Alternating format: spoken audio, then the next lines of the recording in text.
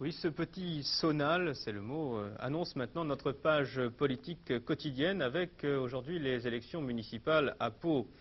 Olivier de Marliave dresse pour nous un portrait de la cité béarnaise. Je vous propose tout de suite de regarder le reportage d'Olivier de Marliave.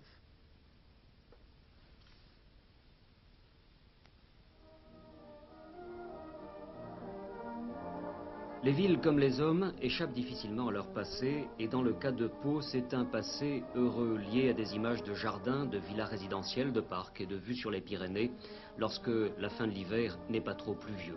Le tout baignant dans une élégance et une réserve encore un peu britannique.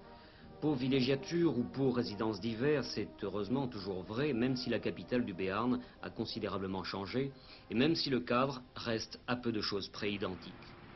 86 000 habitants vivent à Pau aujourd'hui, mais la zone d'attraction de la ville touche près de 150 000 personnes. C'est la deuxième agglomération d'Aquitaine et avec le complexe de Lacs, le deuxième bassin d'emploi régional.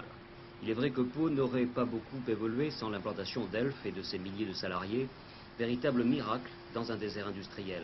La ville est même en train de devenir le premier centre français de formation au métier du pétrole. Cette vocation de ville de service est d'ailleurs confirmée avec le développement du tertiaire en relation avec l'université des Pays de l'Adour où travaillent 7000 étudiants. Une université liée au milieu économique béarnais, même si les débouchés locaux sont loin, très loin d'absorber tout ce potentiel de cadres. La situation de l'emploi n'est pas meilleure ni pire ici qu'en moyenne nationale, avec plus de 10% de la population active à la recherche d'un emploi. Il manque simplement à Pau l'implantation d'une grosse entreprise pour donner un nouveau coup de fouet à l'économie locale.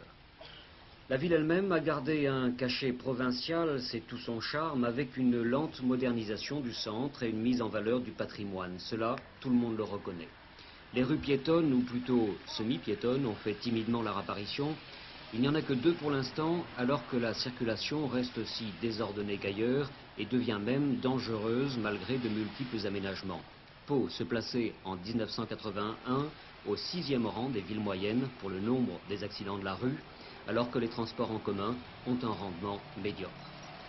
Du côté des impôts, et on en parle beaucoup durant cette campagne électorale, Pau a la réputation d'être une ville chère. En fait, la capitale du Béarn se situe au 9e rang des villes de plus de 50 000 habitants pour la pression fiscale, mais au 52e rang pour le potentiel fiscal, c'est-à-dire la richesse de la ville, et pour un budget 83 de l'ordre de 400 millions de francs.